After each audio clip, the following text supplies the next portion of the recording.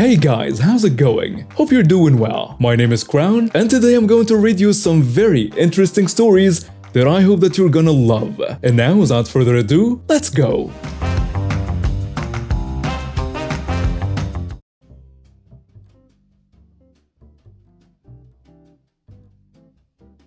This story is just something funny that I was reminded about earlier, and it also happened a few years ago. So when I was in the USAF, we could have morale shirts. Every Friday you could wear a special shirt that was designed by whatever unit you were in. When this came around, each unit claimed what color they wanted and went about designing their shirts. My first unit was navy blue, second unit was OD green, third was black, and I wasn't proud to be in my last unit, so I never bothered finding out. This happened in my third unit when the shirts were black. So I was newer to the base, only been there about 7 months. We only ordered our shirts every 3 months and they were made by Ranger Up, so they took a while to get overseas to Europe. While waiting, you could wear a plain black shirt or a military black shirt from various sources from your time in. I always wore my police week shirt, seeing as I was a cop. Security forces, kinda cop, did mostly security until this base though. So one morning about 2 a.m. a woman, obviously a dependent, judging by her talons of nails and Karen haircut with a back dyed pink, stomps into Bdoc, basically the dispatch desk, demanding to talk to someone about the high school kids having a party down the street off base, keeping her up. This is England. Even being American, you can drink at 18, and it was graduation weekend, so they sent me out to calm her down and kindly tell her to get lost. Unless you were filling out paperwork or in the holding cell, you couldn't enter the actual Bdoc without being escorted, and we weren't bringing her back for some nonsense statement at 2 a.m. Hell, she interrupted my game of PUBG Mobile. So cute, 22-year-old me walk out with no uniform jacket on. So you just saw me in uniform with a black t-shirt on and a gun strapped to my clip. Granted, this wasn't our official unit shirt, but it was actually more obvious to anyone that I'm a cop because instead of our unit symbol on the chest, it was our badge. So to anyone remotely familiar with anything military, which you expect a dependent to be, I am obviously a cop, just not in a typical uniform, looking a bit more casual than you'd see me outside in. She starts berating me and my manager for sending an intern out. She saw no rank on my sleeves, but I was an E4 with now 3 years and change under my belt. I knew my stuff, and how they did not send a real cop to deal with these underage drinkers. So after calmly telling her it was out of our jurisdiction and she needed to call the local constables, she starts throwing a hissy fit, saying that's not good enough and she's going to call her husband down, who's an E5. Oh, scary. I told her to go ahead, and she's not very happy about some nobody calling her bluff, so she proceeds to slap me. I think this is a moment she realized that, I do work here, because she didn't realize I kept a set of handcuffs on the small of my back, as well as on my gear for situations I might need a third set. Kinda an emergency set, if you will. Well, she got a new set of silver bracelets that night. She did get to come back into Bdoc. We did call her husband. Some parts of this posting are going to be difficult to explain for reasons that will become apparent as you read through it, and a lot of details have been left out for obvious reasons. Well, over 20 years ago now, I was working for a UK government department as part of a team that dealt with what would today be loosely called cybercrime and national security. I was not a civil servant, but I was employed jointly by the Ministry of Defense and the Home Office. It was a civilian organization, but we were all given a military rank by the Ministry of Defense corresponding to the Army rank system, and depending on how far our responsibility ran. My main job was finding things that the bad guys had tried to hide on computers and other electronic devices. Remember, this was well over 20 years ago, and things were a lot simpler in those days. Think Windows 3.1 and basic programming. And computer nerds were somewhat of a rare animal in those days. Real dinosaur days, no mobile phones even. Mobile walkie-talkies were the size, shape, and weight as the average household brick. When asked, members of the team regularly went out to gather evidence at various crime scenes. We worked alongside numerous police forces throughout the UK and could be called out anywhere, from Cornwall and the Channel Islands in the south to Outer Hebrides in the far north, all at a moment's notice. We worked alongside numerous police forces throughout the UK and could be called out anywhere, from Cornwall and the Channel Islands in the south of the Outer Hebrides and the far north, all at a moment's notice. One day we got a call from the London Metropolitan Police, Met, to attend a raid on a property in North London that was to take place very early in the following morning. I don't know how it happened, but I was the only member of the team available, so I got assigned to go with the Met and take possession of any computers that might be found during the raid and hold on to them for continuity reasons in case things found on said computers were ever used in court. For security reasons, I was confined to the office overnight until I was taken to the address the following morning.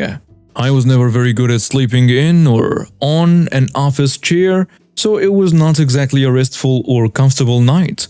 On arrival at the address of the raid, I am the only person there not in uniform, but I do don a white coverall garment and plastic gloves and overshoes. I enter the building and I'm escorted to a room with a number of computers, along with 1 or 2 Commodore and 4 or more Spectrum ZX computers. This will give you an idea of the time period if you know computer history. If not, just Google the names. There was a tower PC at the scene, something very rare in those days. The tower PC had 2 rather large hard drives. This was very rare and obviously very expensive as well. So, something of interest. I was left on my own to do what it was I was there to do and took out the tools to do the job. I had just started to dismantle the tower computer when a voice from behind me shouted, "Hey you, step away from that thing." I was a bit confused by the approach and attitude, so I shuffled around in a kneeling position and looked at what I saw was a Met police constable standing in a doorway.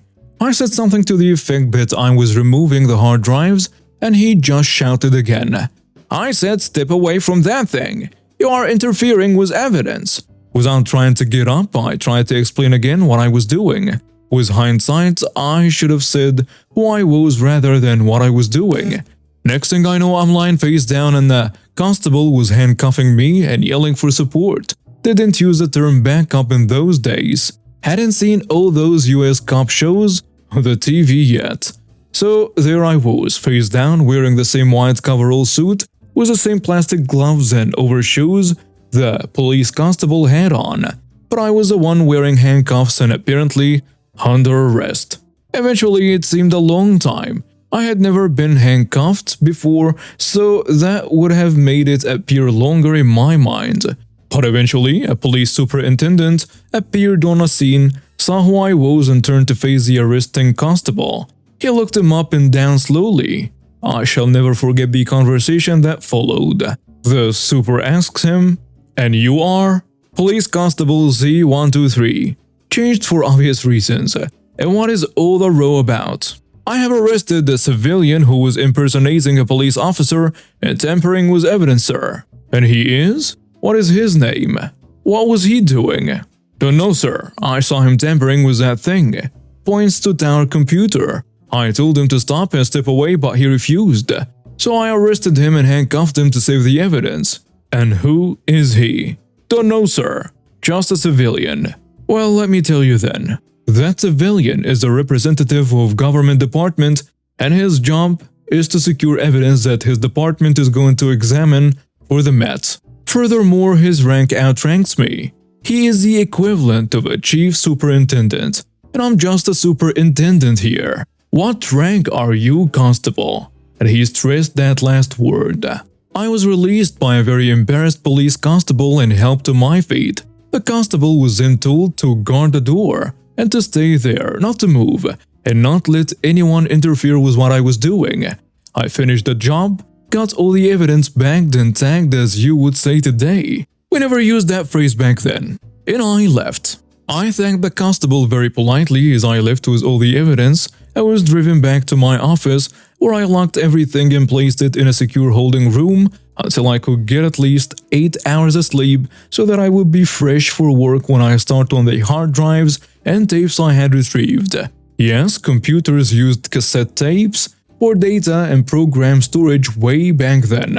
To conclude, I found what the Met were looking for in on all the computers. The tapes and discs plus loads of other stuff the Met did not know of before the raid. The Met charged him and a couple of others with numerous offenses under the Defense of Realm Act. Note: our department never charged anyone with any offense. The Met had a branch dedicated to this and always took over the case when it went to court, regardless of where the offenses took place. Whenever possible, our department was never even mentioned during any trial. In fact, my boss's boss was the first throughout the department's history to reveal that the department actually existed. She was also the first director to reveal her name to the press. Nowadays, the department even has a telephone openly available in telephone directories. But that is by the way. Anyway, the outcome was that the bad guys all got to go to trial and each got a long sentence for what was basically endangering the state, plus some extra smuggling and trafficking offenses that got taken into consideration. As a bonus, the day following the raid, I got a full 12+ hours sleep in a comfortable bed and was woken the following morning with the best cup of cappuccino coffee I have ever tasted. I was working in project management for my company, and because I was quite young, back then 24 male, I often got misjudged and people didn't take me seriously. Imagine a guy looking very young, quite slim, usually not very loud, all in all average. So we started a new project at that time for which I was assigned project manager. My very first time officially so. Already at that time we mostly did WFH. And because we didn't have video calls, just regular phones, not many people knew me and my face. Also, the project with around 50 people didn't make the situation easier. So because of a delay in a sub-project and other things, we had a meeting with the responsible people. We tried email in the past, but man, those guys were resistant to friendly reminders. Hence the meeting, and I made sure we had the meeting in person. Colleagues may be experienced. If you want people to do what you want and they are a bit resistant, meet in person. I could have easily snapped a finger and have the responsible guys replaced, but firstly, I did not have the self-esteem to pull that off. Secondly, that's not my style, and thirdly, I wanted things to go smoothly, not start a war. I was a bit early, but people were already in a room, mostly chatting. Which was a good sign, because a good mood is important and makes the whole thing easier. Also, this meeting was set up to take a couple hours. Meet Chad. He was a troublemaker and I made sure to know everything about him there was to know. Asked colleagues and so on. He thought the project was unnecessary, a waste of time and below his skill. He didn't choose to participate. The project was assigned to him because of his year-long knowledge, and he made sure to let everybody know he was the best. Although not being a fan of the project, he started to enjoy the benefits of being in his position because he was assigned a few people and he could command them as he pleased. I heard he was a little bit of a dictator there. I'm sorry if this is not the most objective view, but since I've met him, I really do not like or respect him. I entered the room, walked up to him to greet him, but before I could say anything, he shot me down. "Don't you see I'm busy talking?" Oof, I was startled. "We can talk after the meeting, just sit and listen. Oh, and if you could bring me a coffee, that would be nice." And he continued to bark at me. That's odd. I still didn't know what to say, so I just turned around and left him, going to get a coffee. In hindsight, I didn't know why. I was just so surprised. I was like, what the hell? I need a minute. Colleagues later told me the confusion was really showing on my face. They too were a little confused about what just had happened. Walking out of the door, I meet a young man bringing coffee, wearing the same colored shirt as I do, and then it hits me. Chad must have mistaken me as one of his juniors. I chuckled and talked to the junior. "I like your shirt," was a good starter, and after a few sentences he would confirm my theory. I had an idea and took the coffee duty of the junior and took it into my own hands. Took the coffee, went back into the room, and my colleagues were seriously questioning what I was doing. I could see it on their faces. I walked up to Chad. Coffee was me. "So, Mr. Chad, here is your coffee." "Thanks, Junior." "Wait, where is the Junior?" He was confused. He did not know me or my face. I have never had a meeting with him. He started to get a bit snarky too, probably to vent and also to hide his embarrassment. "Also, where is Mr. Project Manager? I have important meetings following." I grinned and said, "Oh, Mr. Project Manager was just getting a coffee, but I think we can start soon." Left him sitting, went around the table, sat on my place and spoke louder to make sure everybody noticed we were starting. Chad turns around, sees who introduces himself to the group as the project manager. Me, who he commanded to bring his coffee. He, being the Chad he was, started to smile. I could see he was surprised, but also him thinking, "I just told this guy to get me my coffee, I can control him too." And that is where the war I tried to avoid started. Whatever idea my team brought up, he said was impossible to do. When asking him what he needed, he made implausible and highly overestimated guesses. He started to criticize the project and project management, said the staffing was bad and how anybody in their right mind could put a person like me in this position. I can only assume he meant my age and my weak response. It was amazing how brutally unfiltered he just attacked me, not willing to let me speak. I tried to stay calm. My colleague really was helping me there. After what felt like at least half an hour of him ranting, making demands and attacking, I decided I will not negotiate with terrorists. "Mr. Chad, we can end this meeting right here. I can see it is highly unproductive, and if you think you can waste everybody's time like you did when you commanded me to bring coffee, you are highly mistaken. I expect your results in time, and I will make sure your bonus is dependent on you meeting your deadlines. I have already set up a meeting with your boss. I hadn't yet, but that was unimportant. Also, while we are at it, I would like to offer your coffee junior to start working with my team at project management. I am sure him learning how to make your coffee is a waste of money and potential.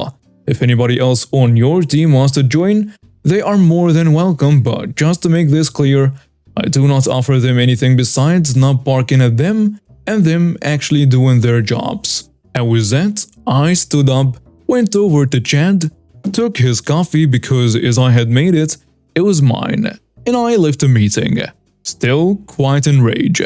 A pity move in hindsight, but I did really not care. Had to get some air after that and reflected with my colleagues what had just happened and how I could have handled it without taking his coffee. A few days later, Chad's whole team worked under my direct supervision, and in order to get the project running again, I put them back together in a team.